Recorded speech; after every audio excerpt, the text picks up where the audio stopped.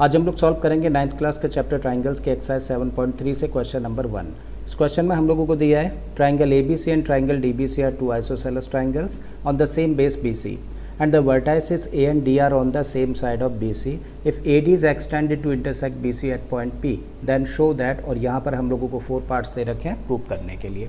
ठीक है, तो देखिए क्वेश्चन में हम लोगों को यहाँ पर एक फिगर दे रखी है और इस फिगर में बोला गया है कि ABC देखिए ये वाला ट्राइंगल और DBC ये वाला ट्राइंगल, दोनों ही ट्राइंगल्स कैसे हैं, आइसोसेलेस ट्राइंगल्स हैं और इन दोनों आइसोसेलेस ट्राइंगल्स का बेस क्या है, BC है और इस बेस BC के एक ही साइड में इन दोनों ट्राइंगल्स की वर्टाइसेस है, यानी कि A और D BC के एक ही साइड में। फिर बोला गया है कि जब AD को ज्वाइन कराया जाता है और आगे प्रोड्यूस किया जाता है तो ये BC को पॉइंट P पर इंटरसेक्ट करता है। तब फर्स्ट पार्ट में हम लोगों को प्रूव करना है कि ABD ट्राइंगल किसके साथ कॉन्ग्रुएंट है, ACD के साथ में। मतलब ABD देखिए ये वाला ट्राइंगल कॉन्ग्रुएंट है किस ट्राइंगल के साथ में, इस ट्राइंगल ACD के साथ में। तो इन दोनों ट्राइंगल्स को हम लोगों को कॉन्ग्रुएंट करना है। तो बेटर अंडरस्टैंडिंग के लिए क्या कर रहे हैं, इन दोनों को हम लोग कलर कर देते हैं। अब हम लोगों को इन दोनों ट्राइंगल्स को कॉन्ग्रुएंट करना है, तो चलिए इनको मेंशन करते हैं। कौन से दो ट्राइंगल्स, पहला ट्राइंगल है कौन सा, ABD, जबकि दूसरा ट्राइंगल कौन सा है, दूसरा ट्राइंगल है ACD। सो ACD, ठीक है। इन दोनों ट्राइंगल्स को कॉन्ग्रुएंट करना है, तो कॉन्ग्रुएंट करने के लिए कितने पॉइंट्स की ज़रूरत होती है, 3 पॉइंट्स, और ऐसे 3 पॉइंट्स जो किसी कॉन्ग्रुएंसी क्राइटेरियन को सेटिस्फाई कर सकते हो, ठीक है ना। तो हम लोग पहले क्या करेंगे, इस ग्रीन ट्राइंगल के पार्ट्स लिखेंगे और फिर उसके बाद रेड ट्राइंगल के पार्ट्स। तो देखिए इस ग्रीन ट्राइंगल की जो AB साइड है वो रेड ट्राइंगल की इस AC साइड के इक्वल होगी और इसका रीज़न क्या है कि ABC कैसा ट्राइंगल है, आइसोसेलेस ट्राइंगल है, और अगर आइसोसेलेस ट्राइंगल है तो आइसोसेलेस ट्राइंगल की तो साइड्स कैसी होती हैं, इक्वल होती है। पॉइंट मेंशन कर देते हैं। देयरफॉर लिख सकते हैं कि AB side of green triangle is equal to AC side of red triangle, और इसका reason sides of isosceles triangle ABC। अब आते हैं फिर से फिगर पर, तो हम लोग देख पा रहे हैं कि इस ग्रीन ट्राइंगल की जो BD साइड है इस रेड ट्राइंगल की CD साइड के इक्वल है, और इसका रीज़न क्या है कि दोनों भी साइड्स हैं किसकी, आइसोसेलेस ट्राइंगल की। कौन सा आइसोसेलेस ट्राइंगल, DBC, करेक्ट है। इस पॉइंट को भी मेंशन करें। So BD side of green triangle is equal to CD side of red triangle, और इसका भी रीज़न क्या है, sides of an isosceles triangle which one, DBC। तो DBC जो आइसोसेलेस ट्राइंगल है उसकी दोनों साइड्स है तो आपस में इक्वल होंगी। और तीसरे पॉइंट के लिए हम लोग देख रहे हैं कि जो AD साइड है वो ग्रीन ट्राइंगल का भी पार्ट है और ये साइड इस रेड ट्राइंगल का भी पार्ट है, मतलब दोनों ही ट्राइंगल्स में कॉमन है और कॉमन है तो इक्वल ही होगी। तब हम लोग कह सकते हैं कि AD side of green triangle is equal to AD side of red triangle, और इसका रीज़न क्या तैयार होता है कि दोनों ही ट्राइंगल्स में साइड कैसी है, कॉमन है। और अब इन 3 पॉइंट्स के बेसिस पे हम लोग क्या कह सकते हैं, तब कह सकते हैं देयरफॉर ट्राइंगल ABD कॉन्ग्रुएंट होगा किस ट्राइंगल के साथ में, ट्राइंगल ACD के साथ में। और किस क्राइटेरियन से होगा, उसके लिए देखिए एक ही ट्राइंगल पकड़ो, तो हम लोगों ने इस ट्राइंगल की साइड ली, फिर ये साइड ली, फिर उसके बाद इस साइड को कंसिडर किया, मतलब तीनों साइड्स ले रखी है हम लोगों ने, ठीक है। और तीनों साइड्स लिया तो इसका मतलब कौन सा क्राइटेरियन लगा, SSS से दोनों ट्राइंगल्स कॉन्ग्रुएंट हो जाते हैं। तो ये चीज़ है जो कि हम लोगों को फर्स्ट पार्ट में प्रूव करनी थी, ठीक है। अब आ जाते हैं क्वेश्चन के सेकंड पार्ट पर। तो इसमें हम लोगों को प्रूव करना है कि triangle ABP is congruent triangle ACP। मतलब कौन से दो ट्राइंगल, ट्राइंगल ABP ये वाला ट्राइंगल जो कि हम लोगों ने ग्रीन कलर से शो किया है, और दूसरा ट्राइंगल ACP जो कि हम लोगों ने रेड कलर से शो किया है, और इन दोनों ट्राइंगल्स को हम लोगों को कॉन्ग्रुएंट करना है। तो उसके लिए कितने पॉइंट्स चाहिए, अगेन 3 पॉइंट्स चाहिए। अब जब 3 पॉइंट्स हम लोग देखने बैठे हैं तो हम लोग देख पा रहे हैं कि इस ट्राइंगल की ये साइड इस ट्राइंगल की इस साइड के इक्वल होगी, ये साइड कॉमन होगी, लेकिन हम लोगों के पास में थर्ड पॉइंट नहीं है। तो थर्ड पॉइंट हम लोगों को पहले फाइंड करना पड़ेगा, और थर्ड पॉइंट हम लोगों को मिलेगा कहाँ से, इस स्टेटमेंट से जो कि हम लोग ऑलरेडी प्रूव कर चुके हैं। तो सेकंड पार्ट जब हम लोग स्टार्ट करें तो हम लोग इस स्टेटमेंट को लेकर चलेंगे। तो यहाँ लिख सकते हैं since triangle ABD is congruent triangle what, ACD। और जब ये दोनों ट्राइंगल्स कॉन्ग्रुएंट हैं तो इस ट्राइंगल का एंगल A किसके इक्वल होगा, इस ट्राइंगल के एंगल A के इक्वल होगा। मतलब हम लोग लिख सकते हैं कि एंगल BAD तब किसके इक्वल होगा, इस एंगल CAD के इक्वल। मतलब ये वाला जो एंगल है वो किसके इक्वल होगा, इस एंगल के इक्वल होगा। और अगर चाहे तो बेटर अंडरस्टैंडिंग के लिए हम लोग इसको कह सकते हैं क्या, एंगल 1, और इसको नेम दिया जा सकता है 2। तो हम लोग लिख सकते हैं कि एंगल 1 किसके इक्वल है, एंगल 2 के इक्वल है, और ये हम लोगों के लिए बहुत इंपॉर्टेंट पॉइंट है, तो मान लेते हैं इसको इक्वेशन नंबर 1। अब करते हैं इन दोनों ट्राइंगल्स को कॉन्ग्रुएंट, तो मेंशन करते हैं दोनों के name. So in triangle which one, ABP और दूसरा ट्राइंगल क्या है, ट्राइंगल ए सी पी। तो इन दोनों ट्राइंगल्स को कॉन्ग्रुएंट करना है, तो 3 पॉइंट्स ढूंढने हैं। तो देखिए पहला पॉइंट हम लोगों को मिला कि इस ग्रीन ट्राइंगल की ए बी साइड इस रेड ट्राइंगल की ए सी साइड के इक्वल होगी, और इसका रीज़न क्या है, क्योंकि ये दोनों A B C isosceles triangle की साइड्स हैं। ठीक है, मेंशन कर देते हैं। तो A B side of green triangle is equal to A C side of red triangle, और इसका reason sides of isosceles triangle A B C, क्योंकि isosceles triangle A B C की साइड्स हैं। दूसरा पॉइंट हम लोग देखें तो इस ट्राइंगल का जो एंगल 1 है वो किसके इक्वल है, इस रेड ट्राइंगल के एंगल 2 के इक्वल है। तो मेंशन किया जा सकता है कि angle 1 of green triangle is equal to angle 2 of red triangle from equation number 1। तो यहाँ पे लिखा फ्रॉम इक्वेशन नंबर 1 ऐसा कह सकते हैं। और तीसरा पॉइंट जब हम लोग देखें तो हम लोग देख पा रहे हैं कि जो ए पी साइड है वो ग्रीन ट्राइंगल का भी पार्ट है और रेड ट्राइंगल का भी पार्ट है। मतलब ए पी साइड इस ग्रीन और रेड ट्राइंगल दोनों ही ट्राइंगल्स में कॉमन है, और कॉमन है तो इक्वली होगी, मेंशन कर देते हैं। Therefore A P side of green triangle is equal to A P side of red triangle, और इसका रीज़न क्या है कि दोनों ही ट्राइंगल्स में कॉमन साइड है। और अब इन 3 पॉइंट्स के बेसिस पे हम लोग क्या कह सकते हैं, तब हम लोग कह सकते हैं कि triangle A B P congruent होगा किस ट्राइंगल के साथ में, ए सी पी ट्राइंगल के साथ में। और किस क्राइटेरियन से, उसके लिए एक ही ट्राइंगल पकड़ो। तो देखिए इस ट्राइंगल की हम लोगों ने ये साइड ली, हम लोगों ने ये साइड ली और बीच में एंगल। तो जब 2 साइड्स हैं और उनके बीच का एंगल है तो कौन सा क्राइटेरियन, साइड एंगल साइड। तो यहाँ पे लिख सकते हैं साइड एंगल साइड से दोनों ट्राइंगल्स कॉन्ग्रुएंट हो जाते हैं। और ये दूसरा पॉइंट है जो कि हम लोगों को प्रूव करना था। अब आते हैं हम लोग क्वेश्चन के थर्ड पार्ट पर। तो इसमें हम लोगों को प्रूव करना है कि A P bisects angle A as well as angle D. तो हम लोगों को प्रूव करना है कि जो ए पी लाइन सेगमेंट है ये क्या करता है, इस एंगल ए और इस एंगल डी को बाइसेक्ट करता है। और बाइसेक्ट करने का मतलब क्या होता है, बाइसेक्ट करने का मतलब होता है कि एक एंगल को इक्वल पार्ट्स में डिवाइड करता है। तो हम लोग ये शो करते हैं कि जो ए पी लाइन सेगमेंट इस एंगल के 2 बराबर इससे करता है, मतलब एंगल 1 और एंगल 2 आपस में कैसे इक्वल है।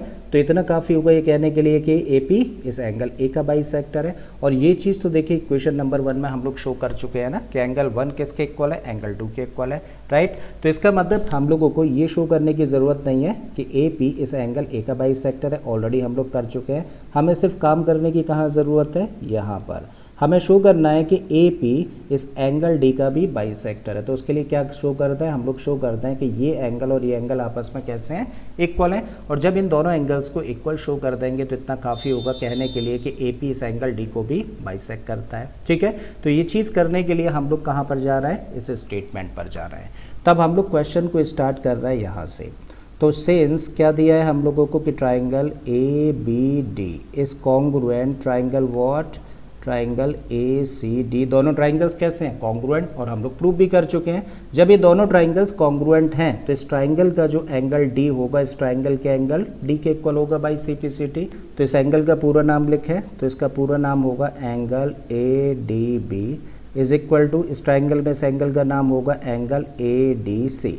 तो हम लोग शो कर रहे हैं कि ए डी बी किसके इक्वल है, एंगल ए डी सी के इक्वल है। तो ए डी बी का मतलब ये वाला एंगल किसके इक्वल है, एंगल ए डी सी का मतलब ये वाला एंगल।